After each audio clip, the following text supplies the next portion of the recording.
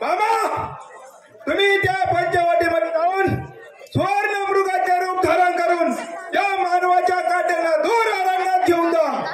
मी मागून येऊन त्या सिद्धेश्वरून लंकेत घेऊन लंकाधीशा, तू त्या प्रभू रामचंद्राचा पराक्रम जाणत नाही। त्याचा एकाच बाणे करून मी दूर समुद्रात जाऊन पडलो होतो, समजलास? महाराज बाबा तुम्ही बऱ्या बोलाने जात असाल तर ठीक, नाहीतर हे माझ्या हातात खड्ग आहे, त्याच्या एकाच वाराने तुमच्या मुडक्या गगनात फिरकावून देईन, समजलं? लंकाधीशा, त्या तुझ्या हातून मरण्यापेक्षा त्या प्रभू रामचंद्राच्या हाताने मरून स्वर्गाची प्राप्ती तरी होईल। मी जातो। ना